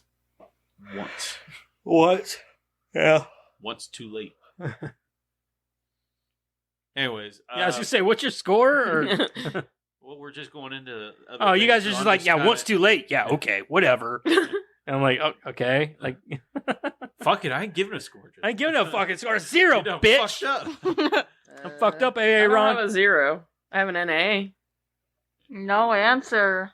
No, not applicable. Oh. But no answer works too. So I'm going to come in at probably a 7 for this movie. For myself, yeah. 7? A 7. Okay. Solid 7. So we're at a 7. That makes us a 7.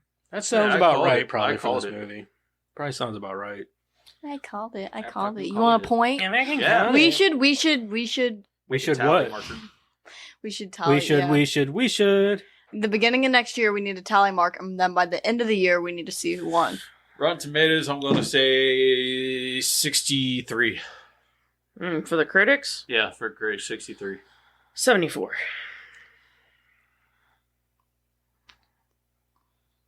$60. Okay. I hope it's 64. I hope it's below 60. God damn it. I think like a 95. I'm relying on the rings to have, like, What bumped it up. What would a you do little. if it was a 99? All right, what were you guys' scores? 74. 63. 60. 63, 60. Yeah. And yours was 74. Eric's going to take this. It is 67%. I was going to say 64, isn't it? I got to say, our score was fairly close. Like, all together, it was pretty close. Critics' consensus, boasting top-notch special effects. Oh, bullshit, dude. And exuberant direction from Peter Jackson. The Frighteners is visually striking, but tonally uneven. Fuck off. I disagree. I think the special effects was the worst part, so the critics are wrong in this one. All right, audience score. 72. 72. 75. 75. Fuck you, Karen. 70. Fuck you both. This is a tie between Eric and Madison. This is 71%. It's 71%. Damn, you guys are both close, man. Wow. So, do we both get a tally or what? I didn't know We're doing tallies? I didn't know I we just kept brought up track. the idea. You guys didn't hear me? No, I guess not. Wow. Wow. No one around I'm talking hears over me. here. Nobody listens. All right, let me find some scores here. You know what the great thing about that is? It's on video, so you guys can go back and listen if you want to. We won't, though. Yeah. Every time you talk and whenever I listen to the podcast, I just tune you out.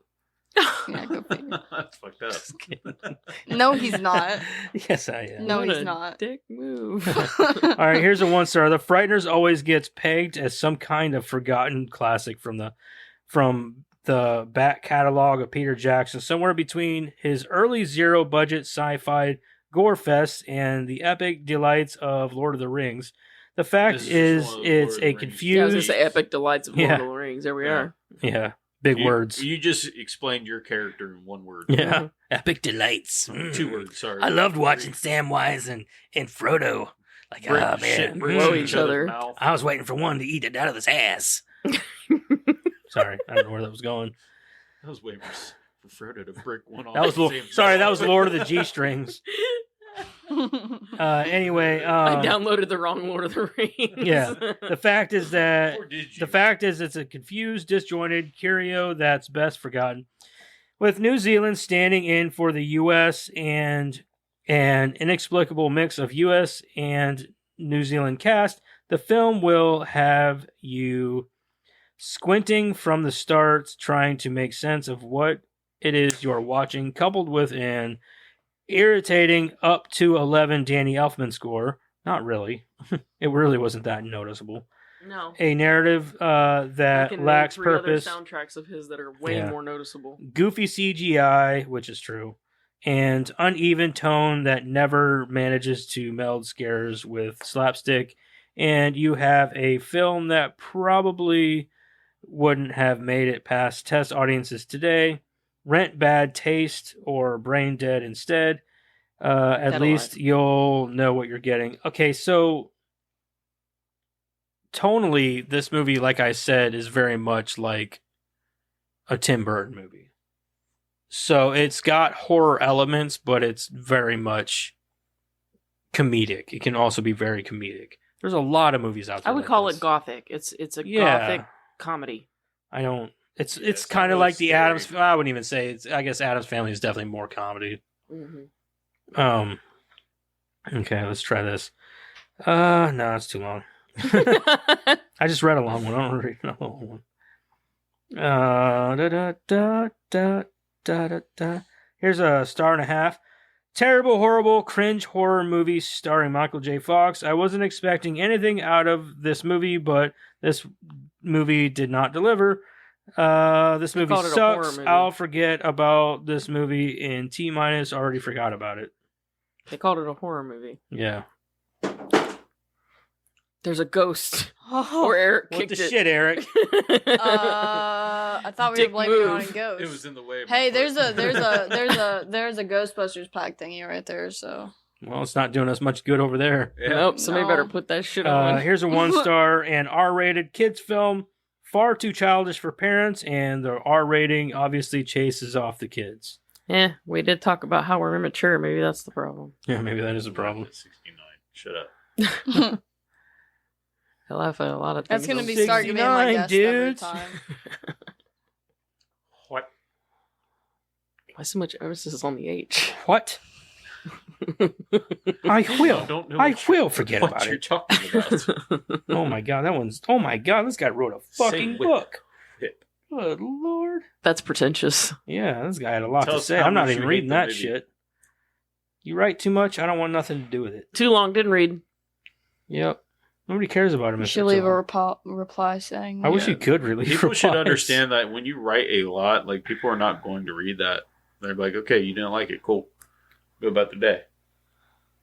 I'm not seeing a lot of like 1 and 2 stars. They're all either middle of the road or something like that. If I can find one more, that's what you're getting. Watch them be like 3 right back to back to each other. Remember how long it took me to find one off of Matrix? All right, here's a 2 star. My favorite horror film since 1973 is The Exorcist. What? Okay. But it's got 2 stars. He gave it 2 stars. What? I don't think that means what you think it means. I think he's being sarcastic. All right, here's a 1 star. This pre-Lord of the Rings Peter Jackson movie was okay, but moved really slow. All right, I'm done. Oh, I really Lord of the Rings. Yeah, that's what I was going to say. I was tired of hearing Lord of the Rings, Lord of the Rings, Lord of the Rings.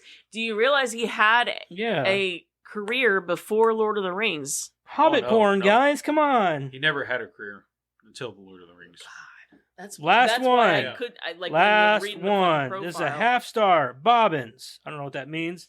This film is a mess. Not funny or horrific, which is fine unless you are gunning for comedy horror. I thought that's what it was supposed to be. Whatever. If that's not what you're into, then why did you watch a movie that's rated comedy horror? Maybe you're just a comedic whore. I hate that when people are like, I can't stand documentaries. I'm going to watch this documentary. I don't like musicals. I'm going to watch this musical. I know. And then they're surprised when they didn't like it. I don't like horror movies, and this one wasn't good. Why did you watch it? But I don't like musicals. Yeah. I don't care much for musicals, and Grease didn't do it for me. Grease was horrible. Well, then maybe you shouldn't have watched it. Don't watch it? Dad, my battery's at 69, man. 69, dude. All right. Boy Scout troop was 69. Let's move on in and get into some trivia with Karen. Trivia. Sweet ass trivia with Karen. Okay, trivia for the Frighteners. I actually have a decent amount this week. What? I whistled. Michael J. Fox repeatedly blew his lines by calling the judge Doc, the name of Christopher Lloyd's character in Back to the Future. Really? Oh my god. It was during filming this on location in New Zealand that Michael J. Fox made up his mind that he'd had enough of being away from his family making movies and decided to head back to the small screen and star in a new sitcom, Spin City. This turned out to be his last leading role in a film. Called it. I know shit about movies. The film was originally... Oh, here you go. This is about the R rating.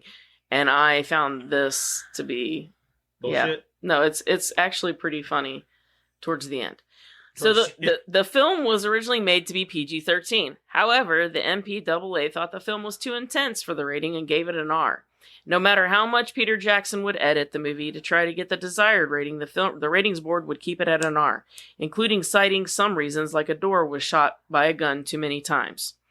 Jackson... Excuse me? Yes. Jackson... How many PG-13 movies have we seen where guns are shooting a lot? Weren't all of the Back to the Future, or Bad Boys movies PG-13? Yeah, I think so. I'm almost positive they were. And there's almost partial nudity. There's a lot of shooting. One dude gets shot in the ass. Dude gets shot in the eye. Yeah, how many bullets was shot in that? Just that one scene where they were in that, Rastafarian shootout. Yeah, that's what I'm talking about. He gets shot in the ass there. He gets shot in the ass, and then they shoot that one dude in the eye through the wall. Yeah.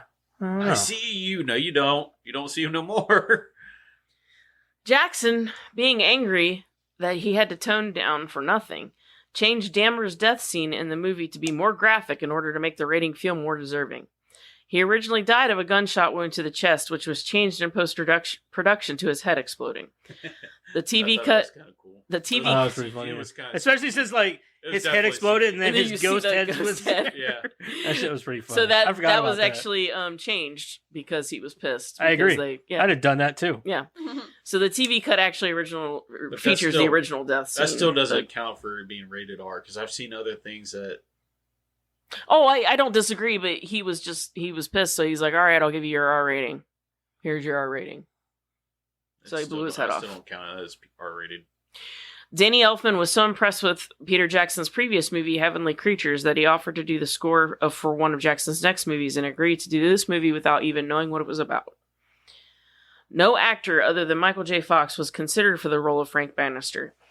Peter Jackson and Fran Walsh were having a meeting with Robert Zemeckis about the film, and his name came up. Jackson liked the idea and sent the script to Fox. They had nobody else that they wanted to... No. Nobody. Nope, That's he was awesome. the only one that they wanted for That's the role. awesome when they That's cool and all, but I feel like, Michael J. Fox is great and all, but you didn't consider anybody else for this role whenever this role could be played by so many other people. Can you imagine if Wesley Snipes did it? That'd been terrible. Motherfucker. That'd be Samuel L. Jackson there. What if they got Arnold Schwarzenegger to play it? You gotta stop saying his last name. You really gotta stop saying his last name. Why? Because you're not good at it. It sounds almost racist. I said Schwarzenegger. Schwarzenegger. Is that what you said? Mm-hmm. Yeah. I like how she says it.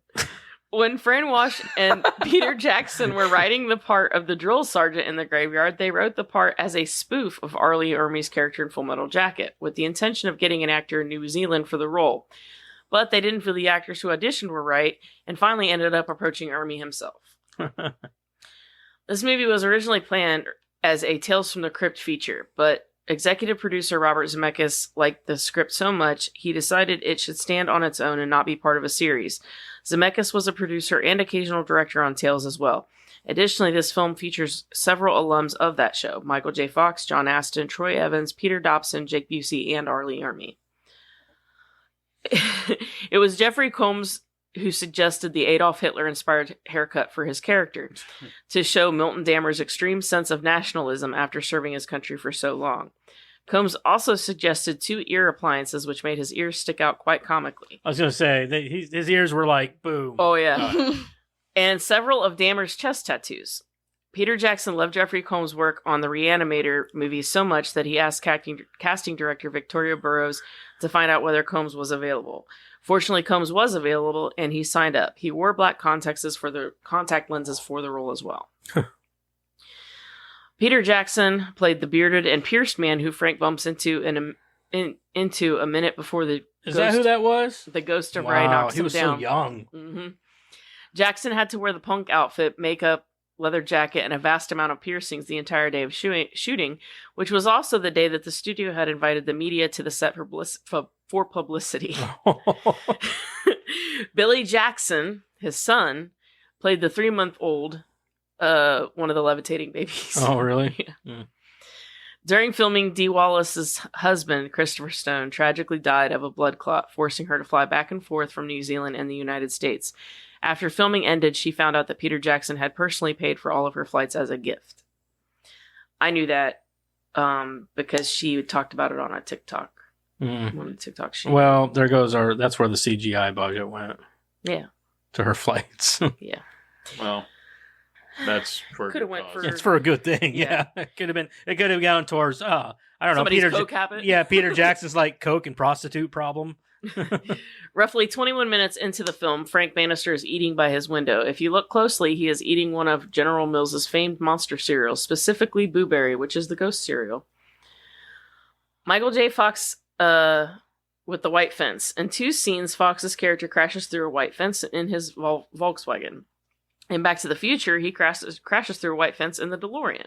And in Doc Hollywood, he crashes through a white fence in his Porsche. He just needs to stay. I'm pretty sure I said that watching this movie. I was like, man, this guy likes really run through fences. Right? He's not a good driver. Tom Cruise, Matthew Broderick, Johnny Depp, John Cusack, and Danny DeVito were considered for the part of Frank Bannister if Michael J. Fox turned down the part. Not Danny DeVito. No. I couldn't do that. Not Tom Cruise either. No. I could see maybe Johnny Depp. Maybe. Tom Hanks. Maybe. I can see Tom Hanks. No, not Tom Hanks. John Cusack? Yeah. Yeah, John Cusack. I could definitely see John. Day, yeah. Mm-hmm. Joe Mantegna auditioned for the role of Milton Dammers. At one point, Tim Burton and Sam Raimi were in contention to direct. So Tim Burton, there you go.